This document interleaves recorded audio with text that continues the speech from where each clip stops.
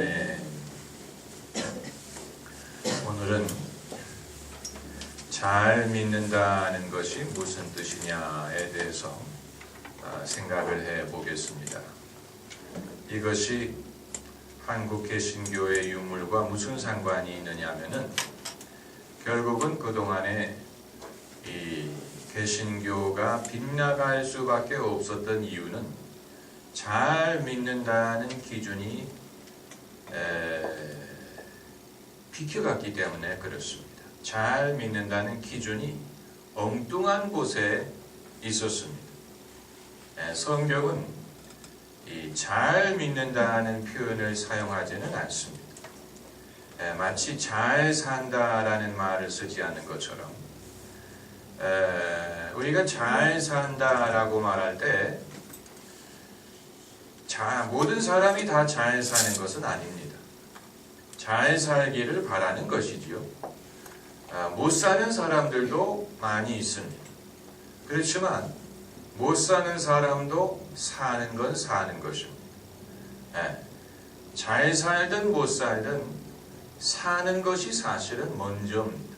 어떤 경우에는 잘 살고 못 살고를 떠나서 내가 살 수만 있으면 좋겠다라고 생각할 때도 있습니다. 생명의 위기를 당했다든가 인생의 어떤 큰 위기를 당했을 때는 내가 잘 살았으면 좋겠다라는 생각은 사라지고 못 살아도 좋으니까 내가 살 수만 있으면 좋겠다.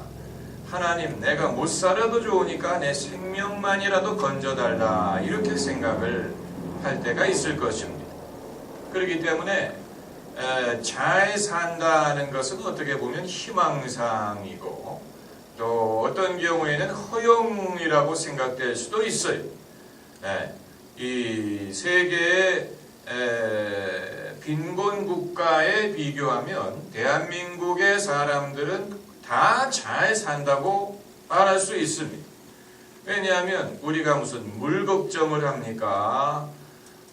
무슨 농사질 땅이 없어가지고 사람이 말라 죽고 육축이 말라 죽고 적어도 그런 염려는 우리가 하지 않는다는 거예요. 또 내전이 일어나서 식구들이 다 피난을 가야 되고 인종 청소라는 게 발생하고 사느냐 죽느냐 하는 것도 확신할 수 없는 그런 상황에서 우리가 사는 것은 아닙니다. 그렇기 때문에 잘 산다라는 말은 어디까지나 상대적인 것이고 주관적인 것이지 일단은 사는 게 먼저고 생존, 어떻게 해서든지 살자, 살아남자, 생존하자, 이게 이제 먼저고 그리고 나서 희망사항은 잘 살아야 되지 않겠느냐. 기왕이면 잘 살아야 되지 않겠느냐. 다만 잘 산다는 기준처럼 애매모호한 것은 없습니다. 마치 행복이라는 것을 우리가 객관적으로 정의할 수 없는 것처럼 행복을 예컨대 돈으로 환산할 수 없습니다. 얼마 이상의 소득을 벌면 행복한 것이다. 그렇게 말할 수 없고 또 행복은 성적순이 아니다라는 말처럼 학교에서 몇 등 이상이면 행복하다 이렇게 말할 수 없습니다.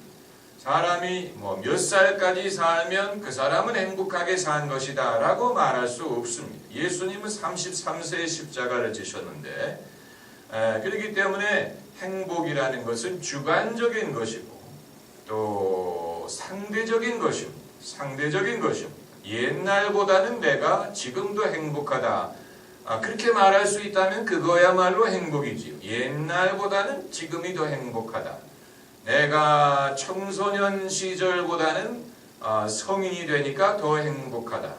또 젊었을 때보다는 장년, 중년이 되니까 더 행복하다. 이런 식으로 과거보다 행복하다고 말할 수 있다면 그거야말로 상당히 대단한 것이죠. 그런데 잘 믿는 것도 마찬가지입니다.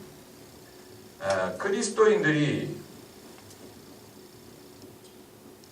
모두가 잘 믿는 건 아니에요. 잘 믿는다는 기준이 어디 있느냐를 떠나서 일단 모든 그리스도인이 잘 믿는 건 아닙니다. 잘 믿기를 바라는 것이지요. 그렇지만 못 믿는 사람도 믿기는 믿는 것입니다. 여기서 못 믿는다는 말은 잘 믿는 것의 반대, 안 믿는다는 뜻이 아니고 do not believe라는 뜻이 아니고 not believe well, 잘 믿지 못하는 왜 웃으십니까? 말이 좀 이상하니까 그렇지. 좀 그런 식으로 말하면 얼마나 우리의 언어가 부정확한지를 알 수가 있는데 잘 믿지 못하는 사람도 믿기는 믿는 거예요. 안 믿는 것보다는 나아요. 다만 잘 믿는다고 말하지를 못하는 것뿐이죠. 그러면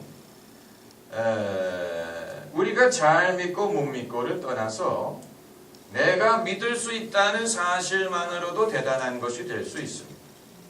내가 믿음을 유지할 수 있다는 것만 해도 대단하다고 말할 수 있습니다. 왜냐하면 우리의 믿음을 시험할 만한 것이 얼마든지 세상에는 있기 때문에 나로 하여금 잘 믿지 못하게 하는 것이 아니고 아예 믿음 자체를 시험하는 것이 얼마든지 있을 수가 있습니다. 그렇기 때문에 사실 잘 믿는다고 생각하는 사람도 너무 교만하면 안 됩니다. 본인이 잘 믿는다고 생각을 한다는 말은 못 믿는다는 얘기예요. 교만하다는 얘기입니다. 잘 믿는 사람 손 들어보세요 할 때 손 드는 사람은 이상한 것입니다. 누가 자기 자신을 평가할 때 나는 이래봬도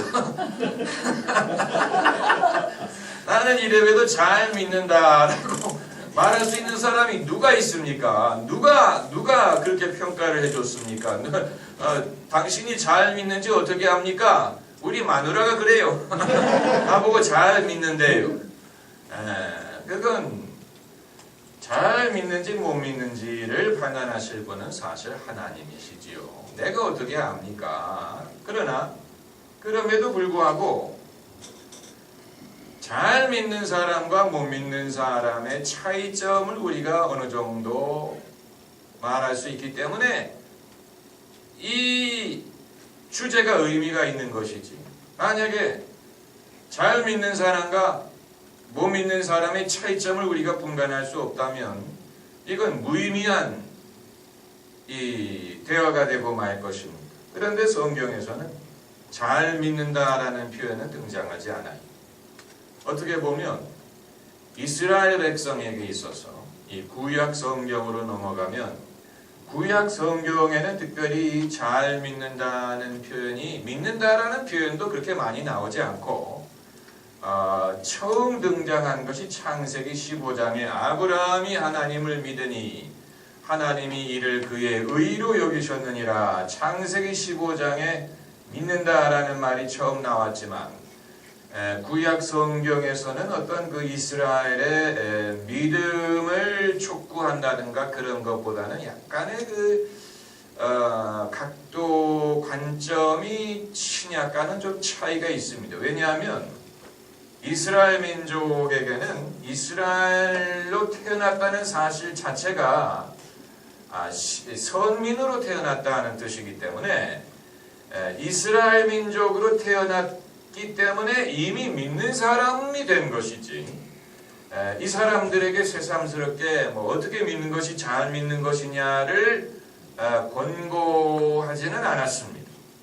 이스라엘에게는 자기들이 그 이스라엘 민족으로 태어났다는 사실, 선민으로 태어났다는 사실 자체가 이미 그들을 믿음의 삶에 던져놓은 것이기 때문에 그 이방인들에 비교하면은 그 이스라엘의 차별성은 상당해지요.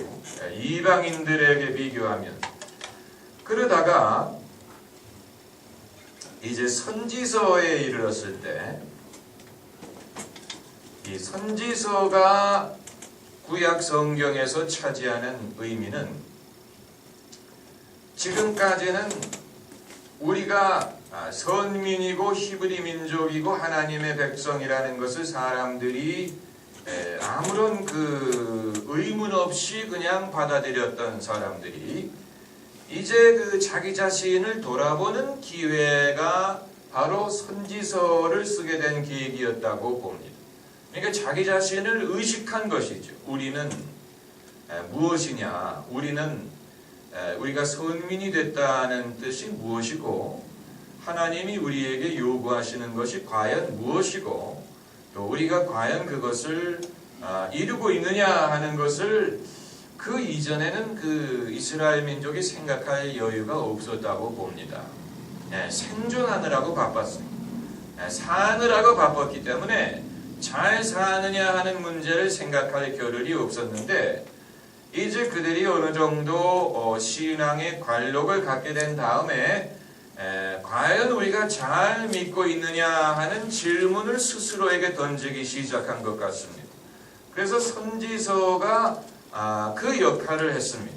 그 선지자들이 나타나서 이들이 반드시 어떤 그 미래의 일을 예측했다기보다는 현재의 자신들의 영적인 상황을 하나님의 관점에서 조명했습니다.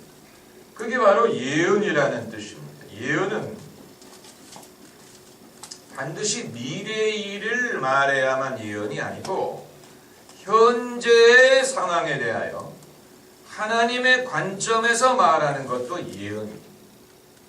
그러니까 미래의 일만을 말하는 게 아니, 현재의 일, 내가 지금 당하고 있는 나의 상황에 대하여 내가 알지 못했던 하나님의 관점에서 말하는 것, 그게 예언이. 구약 성경의 선지자들이 그 역할을 한 것입니다.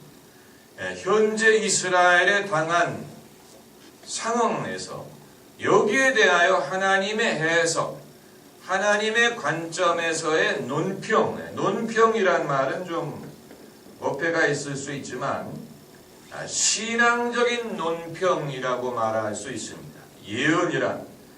구약의 예언이란 신앙적인 논평이다. 오늘날로 치면 신문의 사설과 칼럼과 비슷한 역할을 했다고 보면 됩니다. 다만 신앙적인 관점에서 이 이스라엘의 정신적인 지도자들이 시평을 쓴 것, 칼럼을 쓴 것, 그 논조, 신앙적인 논조를 가지고, 그래서 그 대표적인 한 구절 말씀을 읽어보겠는데, 구약성경 미가서 6장 8절입니다. 구약성경 1296년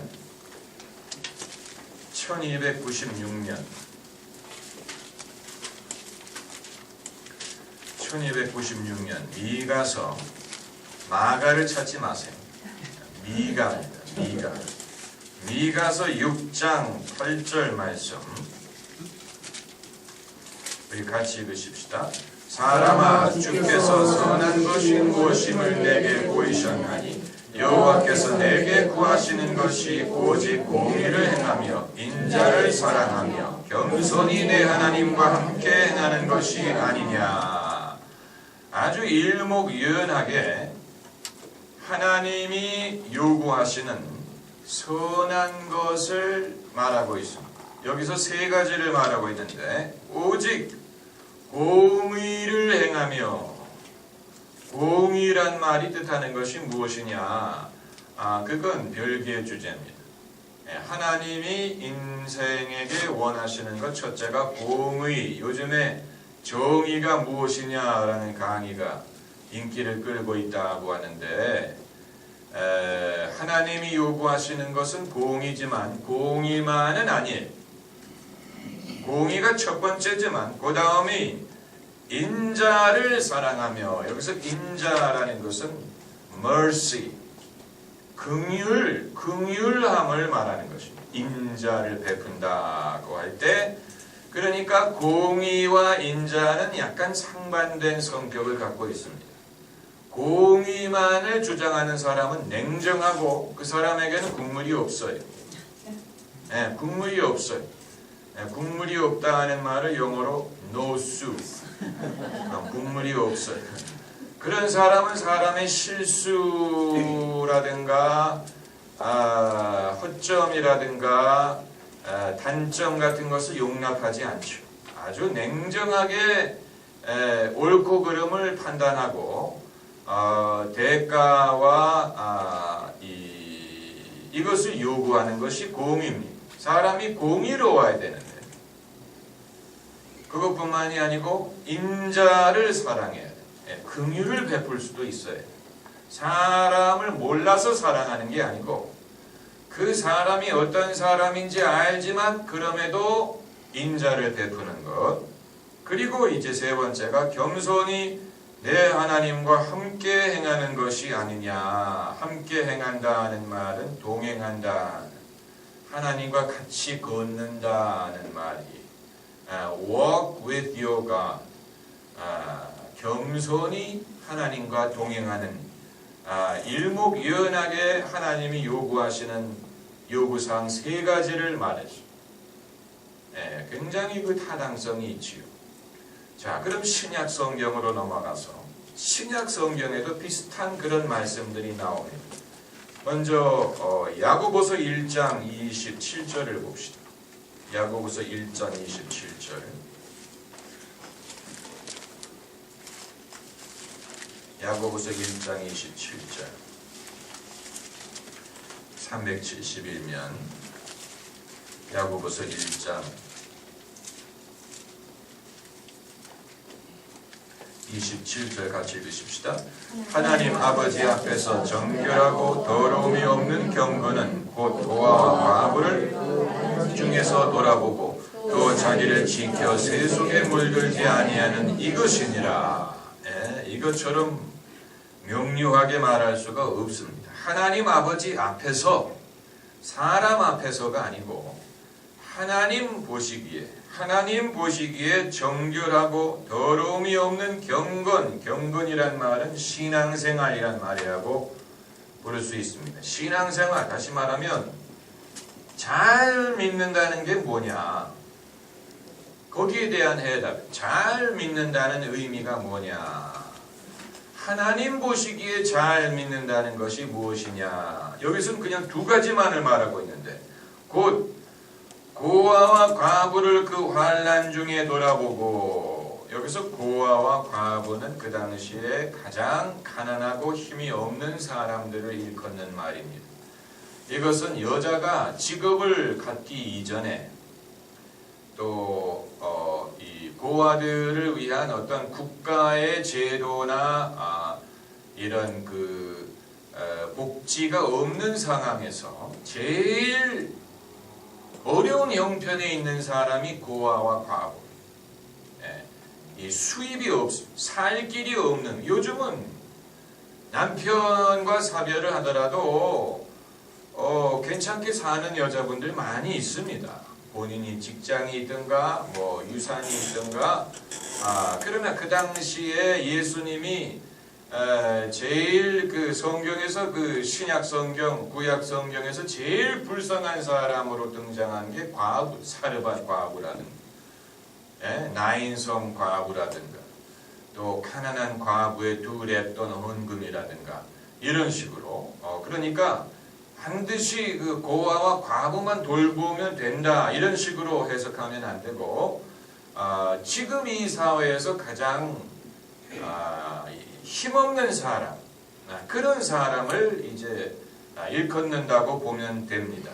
그래서 이 고아와 과부를 그 환난 중에 돌아보고, 환난이 없는 사람은 안 돌봐도 돼. 이 세상에는 뭐 과부는 과부지만 환난이 없는 사람이라면 굳이 무슨 말인지 아시겠지요? 환난 중에 돌아보고 또 자기를 지켜 세속에 물들지 아니하는 이것이니라. 세속이 도대체 뭐냐? 그건 또 별개의 주제입니다. 이거 말하기 시작하면 한이 없습니다. 세속이란 말은 세상과 속됨이란 두 단어를 합한 것입니다. 세상이라고 하지 않고 세속이라고 했는데, 속세, 속됨, 속된 농담, 뭐 이런 말을 할 때 쓰는 말이 속이에요. 세속. 세자는 세상이란 말이고, 세상이 다 속된 것은 아니에요. 세상을 우리가 무조건 속된 것이라고 말할 수 없습니다. 그리고 무리하게 성스러운 것과 속된 것을 차별하려고 하는 것은 무리한 결과를 낳습니다. 이건 무리하게 구별하려고 하면 안 됩니다. 사람의 몸에 근육과 지방이 섞여 있기 때문에 무리하게 그걸 구별할 수가 없지요. 만약에 제 몸에 지방을 제거한다고 해보세요. 잘못하면 근육까지 건드립니다.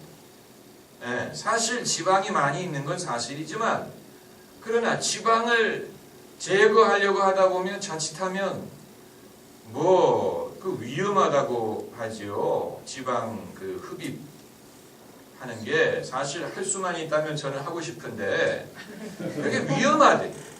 왜냐하면 그거 하다가 이 지방이 이 핏줄 피 속에 들어가면 그 핏줄 속에 이제 지방이 돌아다니다가 뇌 같은 데 가서 막힐 수도 있고, 그렇기 때문에 그 위험하다고 하는데, 무리하게 이제 제거하려고 하다 보니까 그런 문제가 발생하는 것이지요.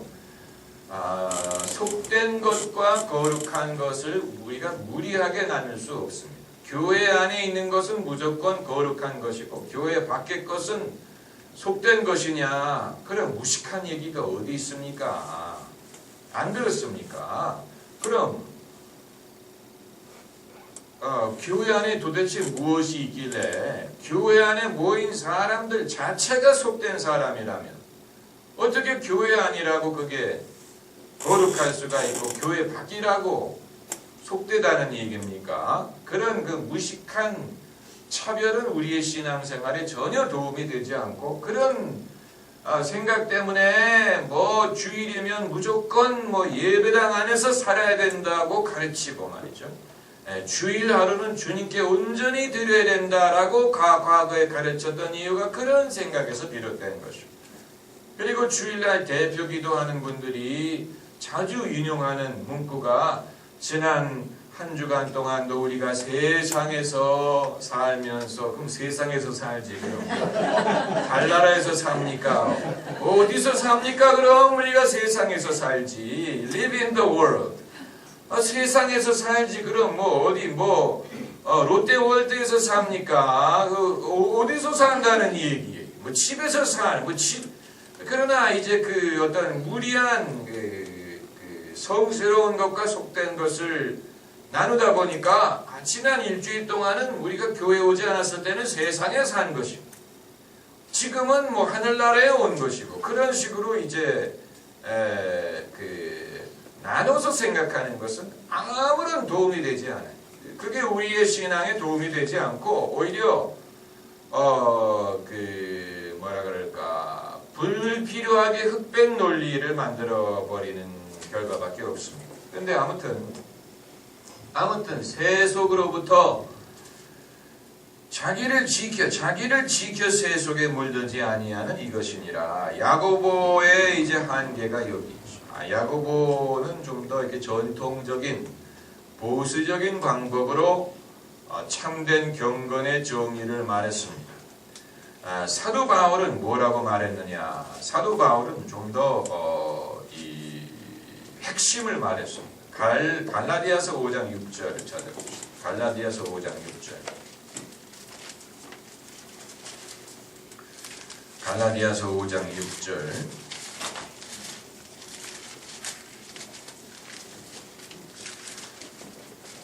5장 6절 같이 읽으십시다. 그리스도 예수 안에서는 할례나 무할례가 효력이 없되 사람으로서 역사하는 믿음뿐이니라. 여기에 뿐이니라는 말을 주목해야 됩니다. 이건 only라는 뜻입니다. 이것뿐 할 때 오직 이란 말을 지금 하는 것입니다. 그래서 그리스도 예수 안에서는 할례나 무할례가 효력이 없대. 할례가 뭐냐고 묻지 마세요. 모르면 할 수 없습니다. 그런 게 있어요. 여자한테는 해당이 안 돼요. 여기서 할례나 무할례는 그 당시의 논쟁의 대상이었습니다. 신학적인 논쟁이었습니다. 오늘날은 이런 논쟁이 없어요. 오늘날 누가 더 이상 뭐 할일 받아야 된다고 주장하는 사람 없습니다. 그러나 그럼에도 불구하고 똑같은 신학적인 논쟁은 존재합니다. 바로 율법과 은혜에 대한 논쟁입니다. 이 아주 어려운 문제, 행함이냐 믿음이냐, 행함이 아니라면 행함이 중요하지 않다는 얘기냐, 그리스도인은 마음대로 살아도 된다는 얘기냐, 이 어려운 신학적인 문제가 발생을 합니다. 그렇기 때문에 교회마다 이제 이쪽 저쪽의 눈치를 보려고 애를 씁니다. 제가 옛날에 즐겨 봤던 영화 중에 스플래시라는 영화가 있었어요. 톰 행크스가 젊었을 때 아마 처음 데뷔한 영화 중에 하나였을 것입니다. 스플래시는 이제 톰 행크스가 인어와 사랑에 빠진다는 그런 줄거리입니다. 혹시 못 보셨으면 이제라도 찾아서 보세요. 스플래시. 80년대 초 영화인데 아주 재밌어요. 그런데 이제 톰 행크스가 이 이름난 연기자가 되기 이전에 그는 코미디언이었어요. 코믹한 역을 많이 했습니다. 제가 연기력이 있는 사람과 없는 사람을 알 수 있는 길은 코믹한 연기를 잘하는 사람은 연기력이 뛰어납니다. 코믹한 역을 잘하면 다른 역도 잘해요. 톰 행크스가 처음에 코믹한 역을 잘했습니다. 그래서 이제 그 영화를 보면 톰 행크스가 어렸을 때, 소년이었을 때 우연히 바다에 나갔다가 물에 빠졌는데, 물에 빠졌을 때 어린 인어공주를 만난 거예요. 그래서 그 인어공주와 첫눈에 반한 거예요. 그래서 애가 수영을 못하지만 인어공주가 이제 익사하지 않도록 도와줬어. 그러다가 이제 그 엄마 아빠가 우리 애가 물에 빠졌다 그래가지고 이제 구조를 받았어요. 구조를 받았어. 근데 이제 인어공주가 있었다는 것은 그 애밖에 모르는 거예요. 이제 이 아이가 어른이 됐는데 아직 총각이고, 그런데 자꾸만 어렸을 때의 기억을 하는 거예요. 그게 꿈인가 생신가 그것마저도 확실하지 않아요. 그런데 이제 아무튼 그가 다시 옛날에 빠졌던 거기로 가가지고 성인이 된 인어공주를 만나. 근데 아무튼 뭐 어떻게 돼가지고 그 인어공주가 이 남자를 찾아왔어요. 이 인어공주가 물속에 있으면 하반신이 물고기고 물 밖에 나오면 사람이 돼. 물에 젖으면 안 돼.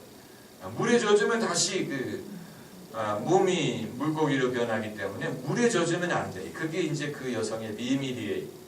아무튼 이제 그 여자가 남자를 찾아와가지고 둘이 만나고 그래가지고 이제 사랑을 빠지게 되는데, 어느 날 톰 행스가 퇴근해서 집에 오니까 여자가 없는 거예요. 제가 그 말씀을 드리는 이유는 그 한 장면에 이제 이 톰 행스가 아파트에 들어가는데 여자가 없으니까 금방 튀어나와가지고 엘리베이터 스위치를 눌렀어요. 그런데 이렇게 복도가 있으면 엘리베이터가 이쪽에도 있고 이쪽에도 있어요. 양쪽 스위치를 그래가지고 중간에서 어느 게 먼저 열리나, 이쪽이 먼저 열리면 이리로 뛰어가, 어느 게 먼저 열리나, 그래가지고 이제 먼저 열리는 엘리베이터에 뛰어들어가려고. 교회의 모습이 그와 같다 하는 걸 말씀드리려고 합니다. 이쪽에도 완전히 올인하지 못하고 저쪽에도 완전히 올인하지 못하고, 사실 믿음과 행위라는 두 개의 엘리베이터가 있다면 대다수의 교회가 그 중간에서 이제 이쪽 저쪽을 바라보고 있다. 왜 그러느냐? 신학적으로는 믿음을 당연히 주장하지요. 신학적으로. 그러나 실천적으로는 행위를 말하지 않을 수가 없고, 행위를 말하지 않을 수가 없는, 또 교회가 행위를 하지 않는 것처럼 보일 수가 없는, 왜냐하면 사람들의 이목이 있기 때문에. 그렇기 때문에 신학적으로는 믿음을 가르치지만 실천적으로는 행위 위주, 이런 모순적인 면이 모든 교회는 얼마 정도 있습니다. 그래서 이 세월의 흐름에 따라서 어떤 때는 믿음 쪽에 가까이 갔다가 어떤 때는 행위 쪽으로 왔다가 믿음 쪽으로 가까이 갔다가 이런 식으로 왔다 갔다를 되풀이합니다. 그 이유가 믿음 쪽으로 가까이 가다 보니까 행위가 너무 없다는 그런 깨달음을 얻어가지고 행위를 또 강조했다. 행위를 강조하다 보면은 이게 그리스도의 복음으로부터 우리가 멀어진 것이다. 복음으로 돌아가야 된다. 그래가지고 믿음을 다시 강조하고, 지난 2000년의 기독교 역사는 어떻게 보면 이 행위와 믿음 사이에서 왔다 갔다 하는 그런 역사였다고 말할 수도 있습니다. 그래서 교단에 따라서 믿음을 더 강조하는 교회도 있고 행함을 강조하는 교회도 있습니다. 신학적으로 보수냐 진보냐의 차이가, 보수신학 그리고 진보신학의 차이가 어디 있느냐? 뭐 차이가 많지요. 많이 있어요. 성경을 어떻게 해석할 것이냐, 또 이 땅에서 우리가 얼마만큼 하나님의 나라를 구현할 수 있느냐, 이런 문제, 여기에 이제 분명한 차이점이 있죠.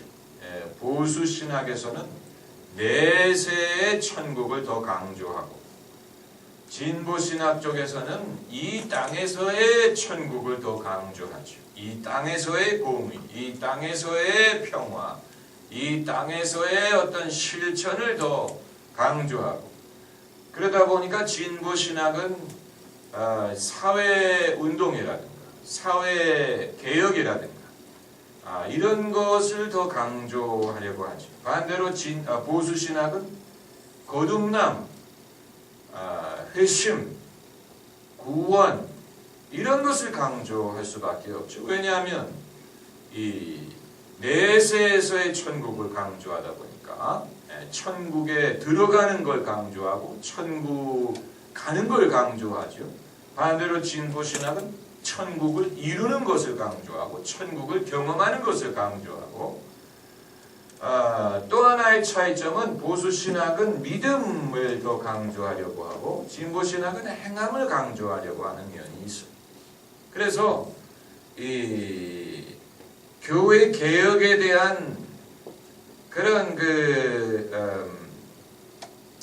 논쟁이 붙을 때 당연히 진보신학 쪽에서는 교회가 그동안에 믿음만을 강조하고 행함을 가르치지 않았기 때문에 그리스도인들이 전혀 세상에서 차별성을 갖지 못한다, 이런 식으로 지적을 하는 것이고, 보수 쪽에서는 사실 자기들이 개혁의 대상이기 때문에 뭐라고 말하지는 않지만, 그러나 은근히 그럼 행함으로 돌아가는 얘기냐, 행함으로 돌아가게 되면 다시 율법으로 회개하는 것밖에는 더 되느냐 하는 그런 그 신학적인 의문을 제기를 하지요. 그런데 그걸 떠나서 사도 바울은 두 개를 다 말했어요. 사도 바울에게는 여기에 그 어떤 차이보다는 동전의 양면처럼 일관성을 말하고자 했습니다. 그래서 이 갈라디아서 5장 6절에 그리스도 예수 안에서는 할례나 무할례가 효력이 없되 할례도 효력이 없고, 그렇다고 무할례라고 뭐 더 나은 것도 아니고 사랑으로서 역사하는 믿음뿐이니라. 그러니까 한국어에는 순서가 사랑이란 말이 먼저 나오죠. 사랑으로서 역사하는 믿음. 그러나 주어는 믿음이에요. 믿음이 사랑으로서 역사하는 것이죠. 이게 왜 중요하냐? 순서가 사도 바울이 메인으로 말하고자 했던 것은 믿음인데, 다만 믿음이 무엇으로서 역사하느냐? 사랑으로서 역사한다. 믿음과 사랑을 서로 차별하려고 하는 게 아니에요. 믿음이 역사를 하면, 역사한다는 말은 일한다는 말이에요. work. 어떻게 보면 행함이라고 볼 수 있어요. 믿음의 실천. 사도 바울은 믿음과 실천을 별개의 것으로 나눠서 말하지 않고, 믿음은 사랑을 통해서 일한다. 얼마나 간단 명료합니까?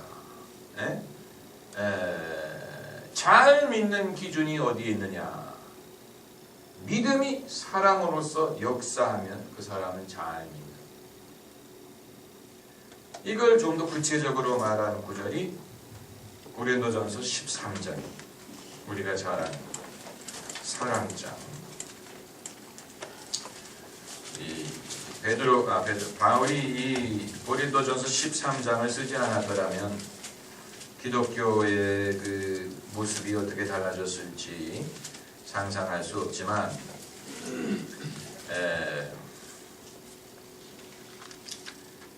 몇 년 전에 그 영국에서 사도 바울에 대한 영화를 만들어서 기독교 TV에서 보여준 적이 있는데, 그 영화에서는 어떤 계기로 사도 바울이 고린도전서 13장을 읊느냐면,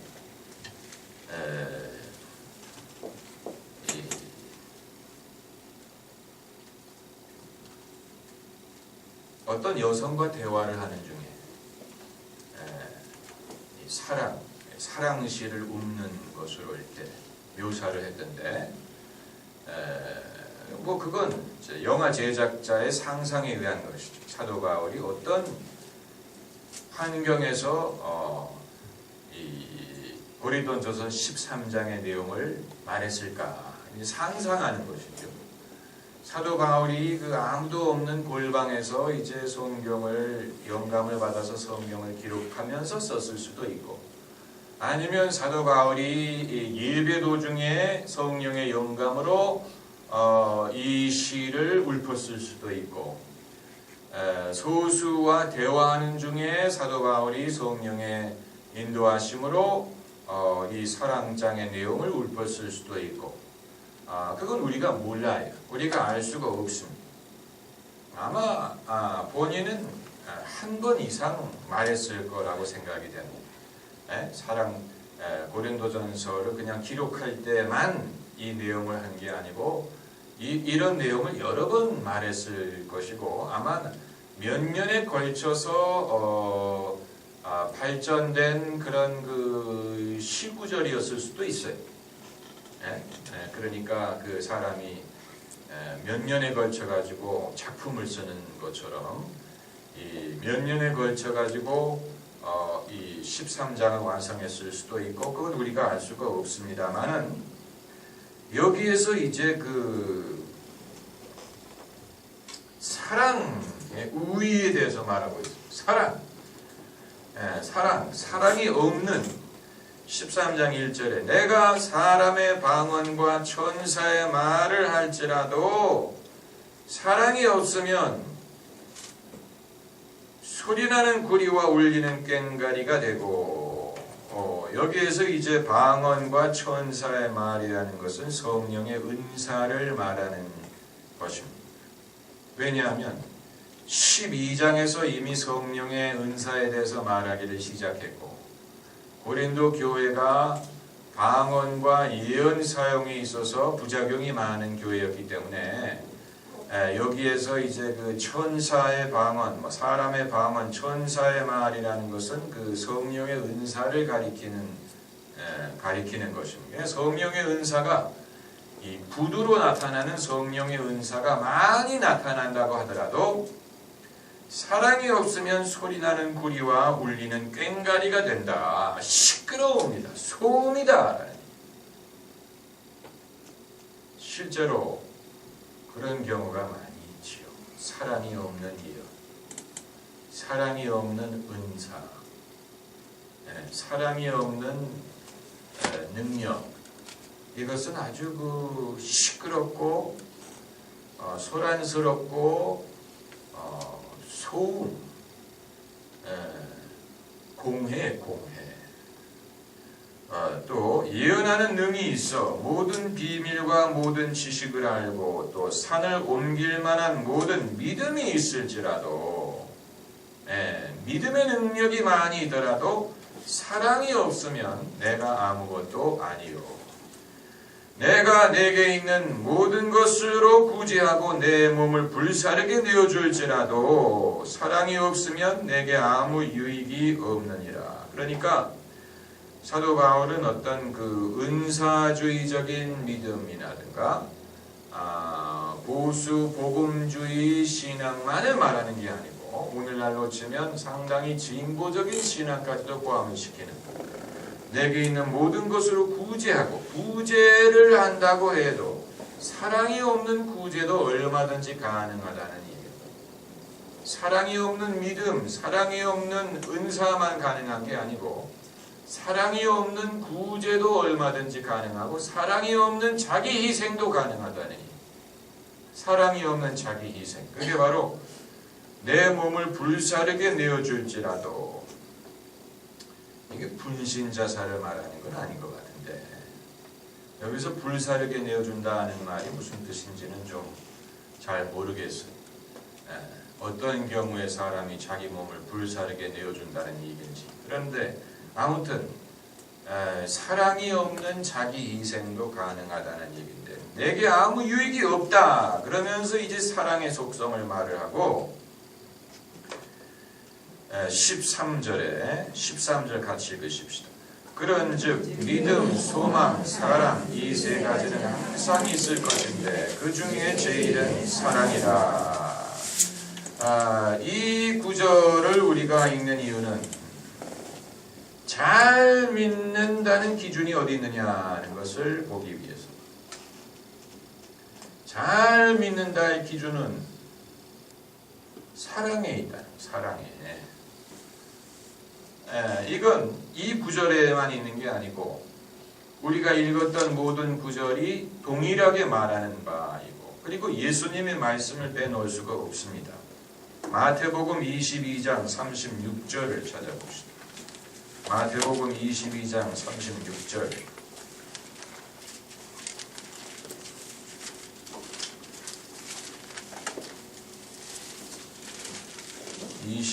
마태복음 22장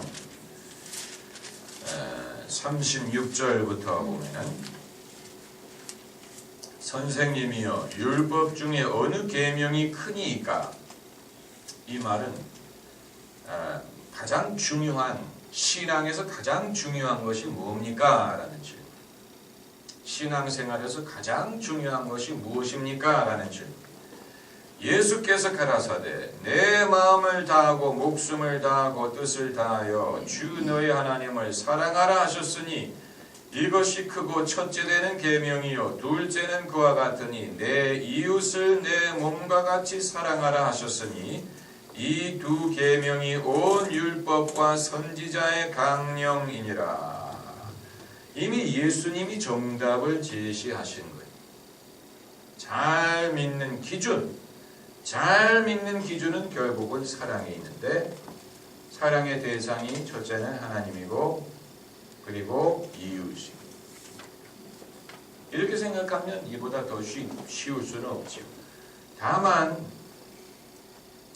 실천이 어렵지만 오늘 우리가 생각하고자 하는 건 이게 뭐 어렵냐 쉬우냐 하는 문제가 아니고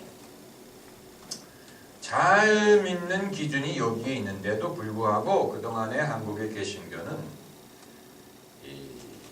곁기를 강조했어요.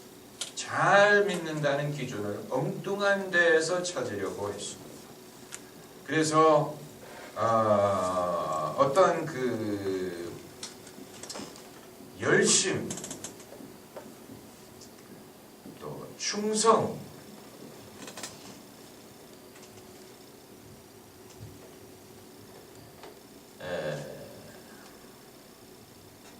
또 어떤 영성,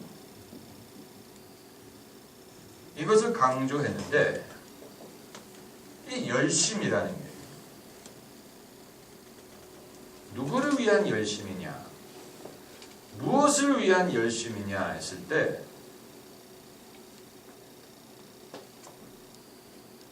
하나님을 사랑하는 것도 아니고 이웃을 사랑하는 것도 아닌 나의 고집과 나의 뜻을 이루기 위한 열심으로 나타날 수도 있다는 거예요. 제가 며칠 전에 이 3.1빌딩 청계천 그쪽을 처음 갔어. 전 청계천을 만든 후에 한 번도 청계천을 가봐야 되겠다라는 생각이 안 들었어요. 옛날에 있던 건데 뭐. 저는 여러분도 기억하시겠지만 청계천이 개복되기 이전을 여러분 기억하실 겁니다. 네? 청계천 개복하기 이전의 모습을 기억하는 사람은 그게 그거지. 뭐 옛날에 청계천이 가난한 사람들이 몰려 살던 데가 아닙니까? 개천이었죠. 개천이고 무허가 판자촌이 청계천가에 있었어요. 그래서 판잣집 동네에 불도 나고 그랬었다고요. 그러다가 이제 그거를 콘크리트로 개복을 하고 그 위에다가 3일 고가도로를 만든 게 아닙니까? 그랬는데 이제 그걸 다시 복원을 했다. 뭐 그게 그거죠. 뭐 사람들은 뭐 구경거리 났다고 가는데 저는 그냥 운전하다가 지나가게 되면 지나갈지언정 뭐 그걸 보고 싶은 마음이 들지 않았어요. 근데 아무튼 거기 무슨 약속이 있어서 처음 이제 걸어가지고 청계천을 넘은 거예요. 청계천 다리를. 제가 그 말씀드리는 이유는 예수천당 전도하는 사람을 마주친 거예요. 청계천 그쪽에서 예수천당 전도하는 아저씨를 마주친 거예요. 그래서 한번 진지하게 토론을 해볼까 하다가 이미 약속 시간이 늦어가지고 그냥 갔는데, 그 열심은 우리가 알아줘야 됩니다. 헌신은 알아줘야 됩니다. 그런데 과연 그것이 듣는 사람에게 사랑으로 와 닿느냐? 그건 별개의 문제. 과연 그게 사람들을 사랑해서 하는 것이냐? 아니면 자신의 어떤 신앙적인 뭐라 그럴까? 본인의 어떤 뭔지는 모르겠지만 확신, 신념, 거기에 입각해서 하는 것일까? 요즘 사람들이 예수천당 불신지옥이라는 말을 못 들어봤으면 그건 간첩이죠. 그런데 그렇다고 해서 과연 예수 믿는 사람들이 많아질까? 과연 그렇게 해서 사람들이 예수님을 의미 있게 믿을까? 그리고 그것이 예수천당 불신지옥이 과연 복음을 올바로 말하는 것일까? 이런 여러 가지 문제가 있습니다. 그렇게 단순하게 복음을 사람들에게 말할 수 있는 것인가? 우리가 천당 가기 위해서만 예수를 믿는가? 지옥이라는 것은 상징적인 것인가? 실제적인 것인가? 그런 질문도 우리가 해봐야 됩니다. 지옥이라는 것이 정말로 있는 것이냐? 성경은 지옥에 대해서 뭐라고 말하고 있는 것이냐? 과연 불신자라고 해서 하나님이 그들을 다 지옥에 던져버리실 것이냐? 그건 어느 누구도 쉽게 대답할 수 없는 문제. 쉽게 대답한다면 그 이상한 거예요. 쉽게 말할 수 없는 문제지. 예수님은 분명히 지옥에 대해서 말씀을 하셨습니다. 그렇지만 지옥에 대해서 설명하신 건 아니에요. 그리고 나를 믿지 않으면 지옥에 간다고 말씀하신 건 아니에요. 오히려 사람이 불구자가 돼서 영생에 들어가는 것이 두 손을 가지고 지옥불에 던져지는 것보다 낫다라고 말씀을 하셨지, 나를 믿지 않으면 지옥 간다라고 말씀하신 건 아니에요.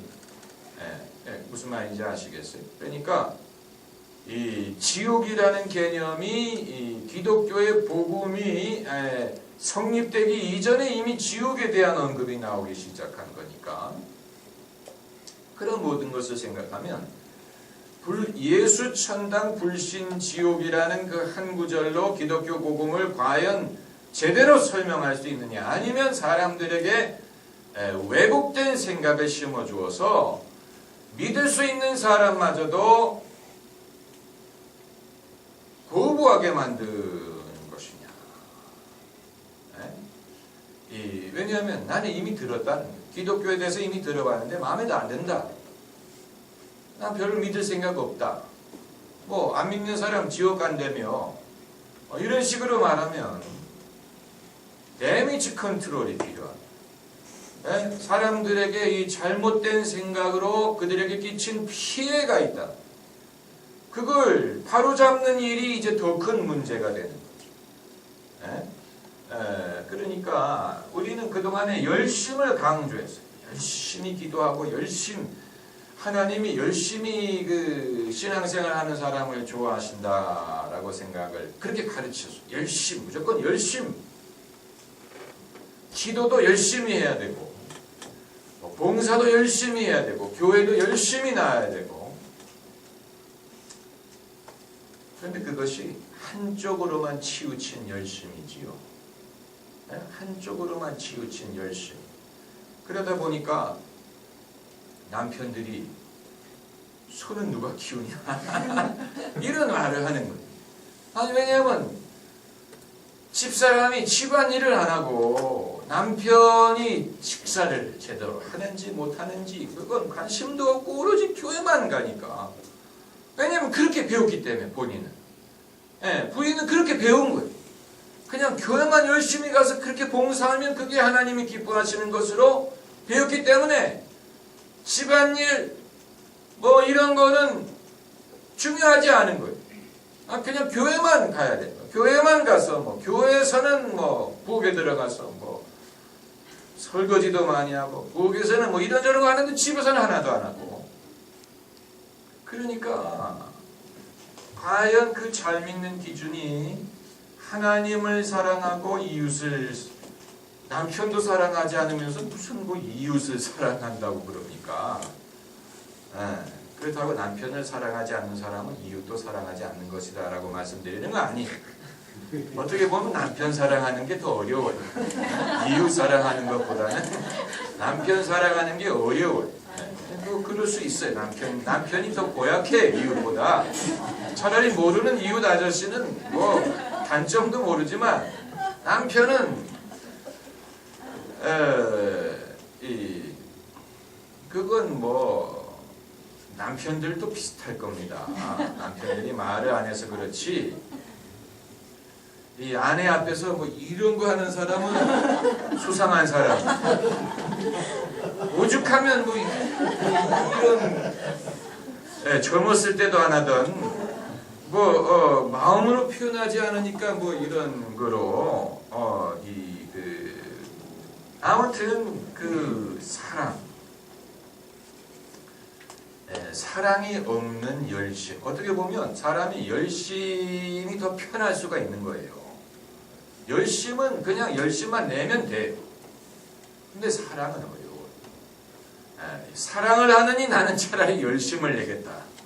이런 사람도 있는. 그러니까 본인이 그렇게 선택하지는 않더라도 열심히 더 쉬운 방법.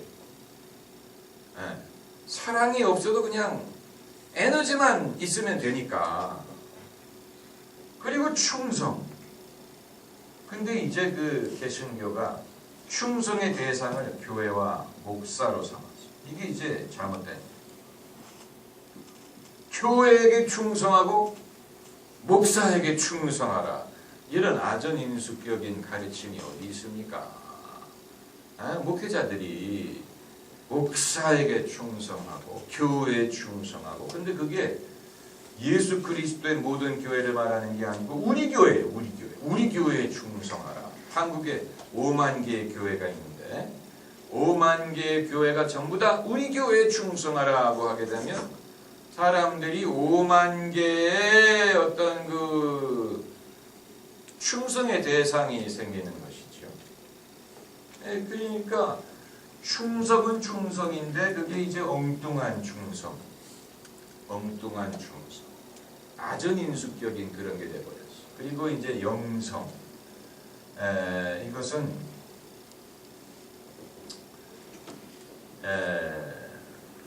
여기서 영성이라는 것은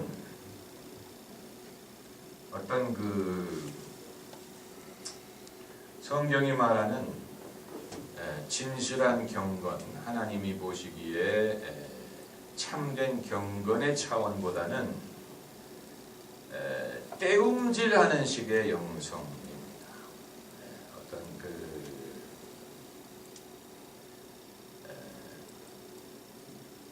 어떻게 보면 부부가 서로 사이좋게 지내고 서로 사랑하는 것이 40일 금식 기도를 하는 것보다도 더 영적인 일일 수가 있어요. 사람들은 그렇게 생각을 안 하죠. 40일 기도는 아주 스피리추얼, 아주 영적인 신령한 것이고,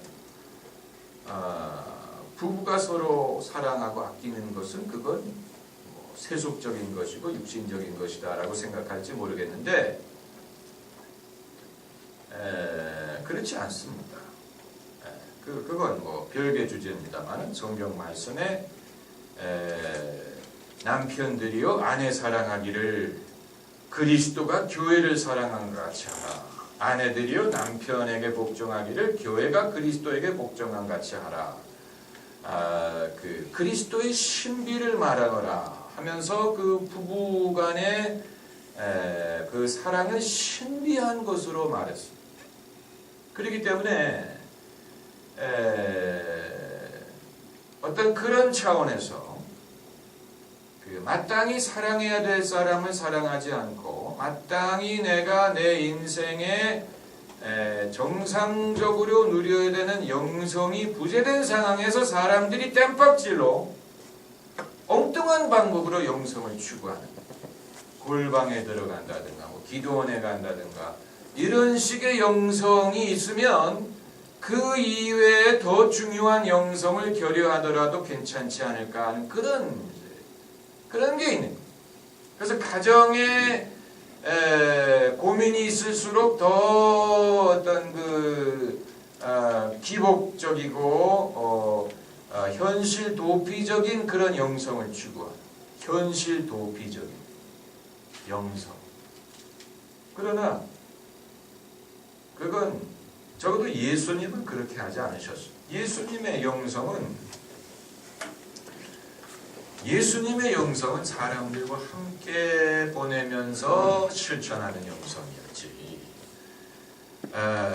공생애를 시작하시기 그 처음에 40일 금식하신 것 이후에는 예수님이 이렇게 당신을 사람들로부터 이렇게 떠나서 이 세속을 떠나서 어떤 그런 그 사람 격리된 그런 영성 생활을 하지 않으셨어요.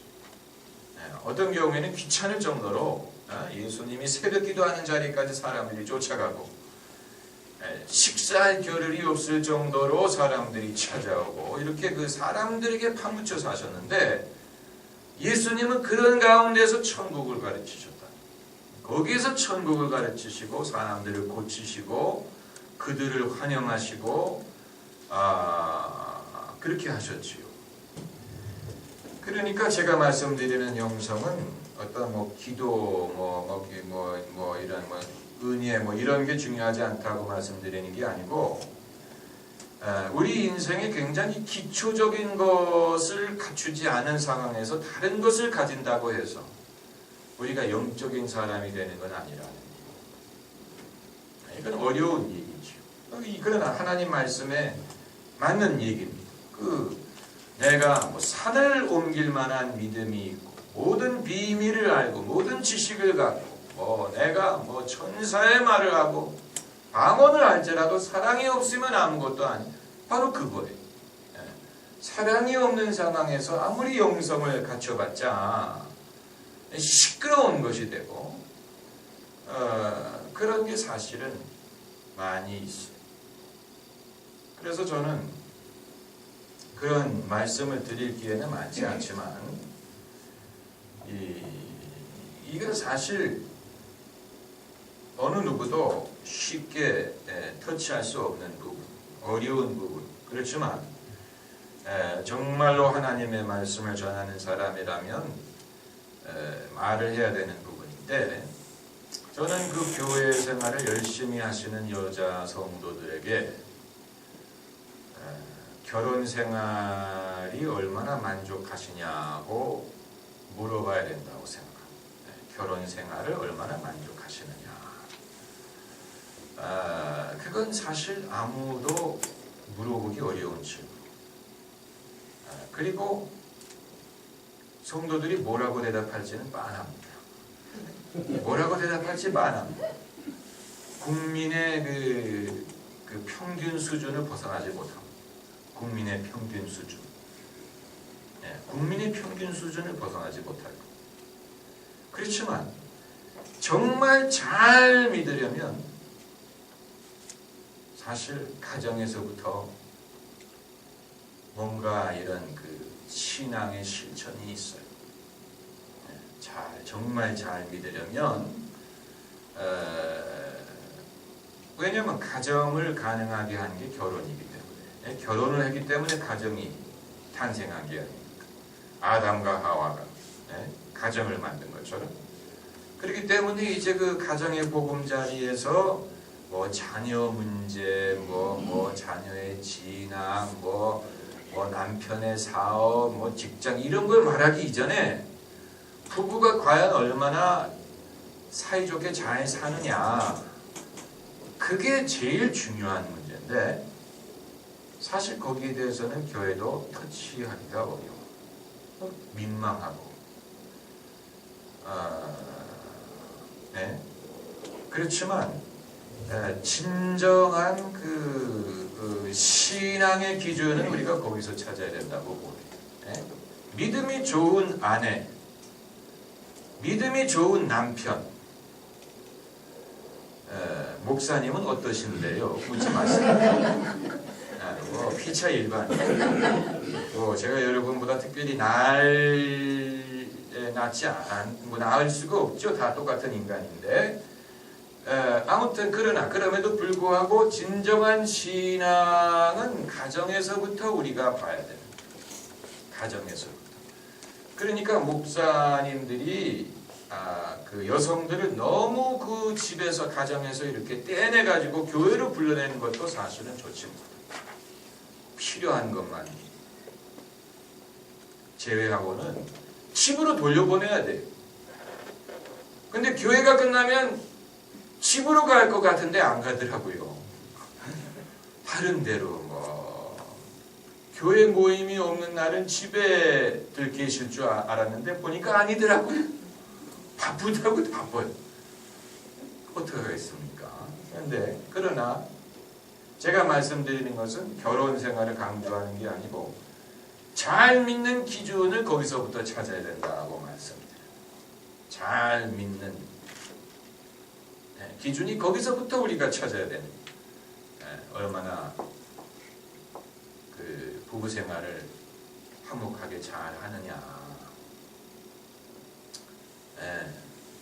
거기서부터 이제 잘 믿는 기준을 찾아야 돼. 아브라함과 사라가 왜 하나님이 아브라함과 사라에게 자식을 주겠다고 약속을 하시고 24년이나 기다리게 하셨느냐. 24년이나 기다리게 하셨. 아브라함이 75세 때 약속을 하셔가지고 99세가 됐을 때 사라가 임신을 했어요. 이건 하나님도 참 지혜로우신 이 부부가 행복하라고 부부가 가깝게 사이좋게 지내라고 약속을 해놓고 기다린 거예요. 그러니까 아브라함은 하나님의 약속을 기다리고 믿으려면 부부가 사이가 좋아요. 왜냐하면 부부가 협력해야 되는 일이었기 때문에 하나님이 그 의도하신 그 드러내놓고 말씀하지 않았죠. 드러내놓고 말씀하시진 않았지만 여기에 이제 그 참된 믿음의 사람의 삶의 모습을 여기서 보여주기를 원하죠. 아브라함을 본토 친척 아비집을 떠나서 가나안 땅으로 왔으니까 아브라함은 과거 친구, 동창, 직장 선후배 다 떠나고 아내 한 명밖에 없어요. 아브라함은 어디 친구들 모임에 가려고 해도 친구가 없어요. 가족밖에 없어요. 아내밖에 없어요. 그러니까 얼마나 그 가정 위주의 삶을 살 수밖에 없었겠습니까? 아브라함 무슨 동창회가 있습니까? 무슨 누가 술 사라고 전화가 옵니까? 그 친구들은 전부 다 하란에 남겨두고 아는 사람 한 사람도 없는 가나안 땅으로 하나님이 데리고 오셔서 이제 당신의 약속을 기다리게 하시면서 뭔가 이 부부를 통해서 하나님이 이루고자 하시는 일이 있었죠. 여러분 아마 여러분 중에는 이런 모든 이야기를 들으시면서 내가 스스로 생각했던 것보다도 신앙이 좋구나 이렇게 생각하는 분도 계실 것이고 내가 생각했던 것보다 나는 형편없구나 라고 생각하는 분도 계시고 그러니까 이 기준이 잘못돼서 내가 생각했던 것보다도 잘 믿는 사람이구나 잘 믿는 사람이었구나 라고 생각하는 분도 계시고 그러니까 하나님이 우리에게 요구하시는 것은 우리가 스스로 생각했던 것과는 다르다는 거예요. 우리가 생각했던 것과 달라. 그렇기 때문에 하나님이 그리고 한 가지 분명한 것은 잘 믿으면 잘 믿는 것과 인간의 행복은 비례하는 거예요. 당연하지요. 하나님을 사랑하고 이웃을 사랑하면 행복하지. 사랑을 실천하면 행복하지. 사랑을 하면 예뻐져요 라는 말이 있는 것처럼 사랑을 하면 행복해져. 잘 믿는 것과 행복한 것이 상반된 게 아니에요. 그런데 우리는 그동안에 잘 믿으려면 행복은 포기해야 되는 것으로 생각했어. 내가 불행할수록 잘 믿는 거다. 내가 힘들수록 잘 믿는 거다. 고생이 될수록 잘 믿는 거다. 이런 식으로 생각했죠. 약간 고행적인 그런 신앙관을 배웠어. 잘 믿는 것은 고생하는 거다. 고생하고 힘들고 그게 잘 믿는 거고 행복한 사람 그런 사람은 신앙생활 못하는 거다.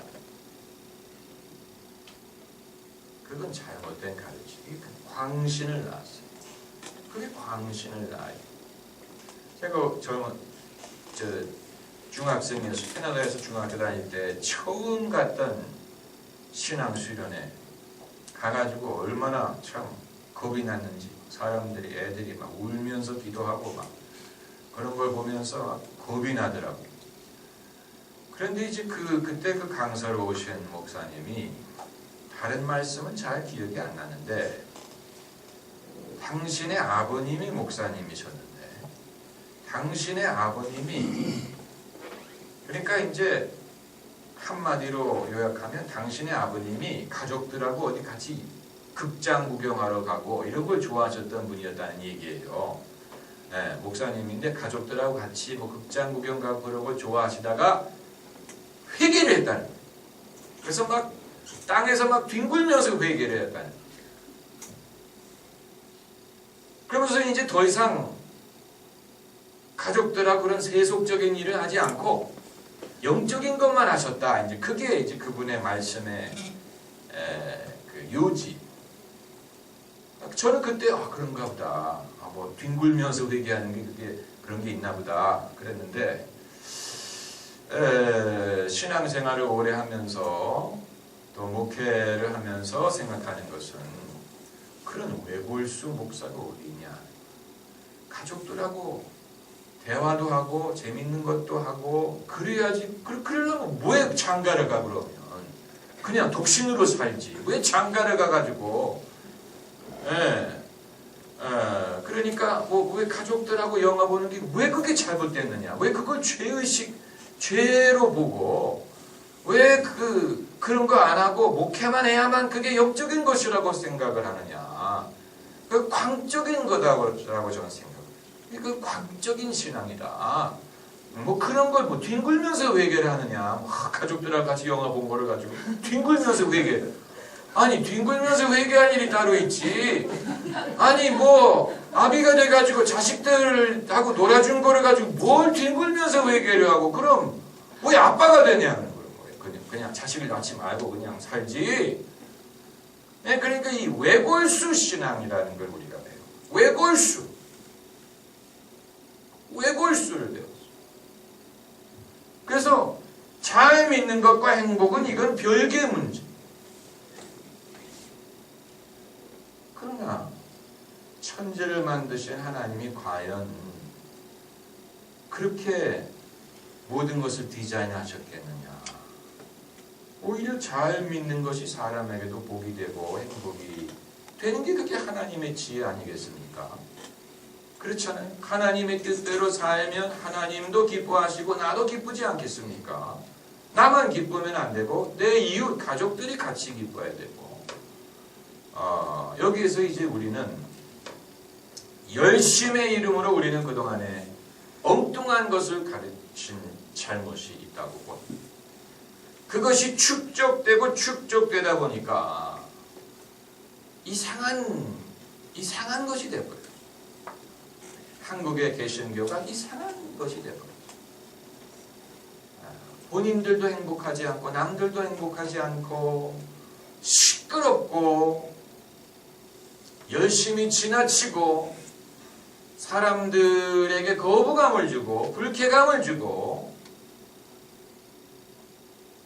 그러면서 성도들로 하여금 늘 자기를 자책하게 만들고 그런 것이 되어버렸어요. 엔조이하지 못하는 것이 되어버렸어요. 괴로운 것이 되어버리지 않았냐. 괴로운 것.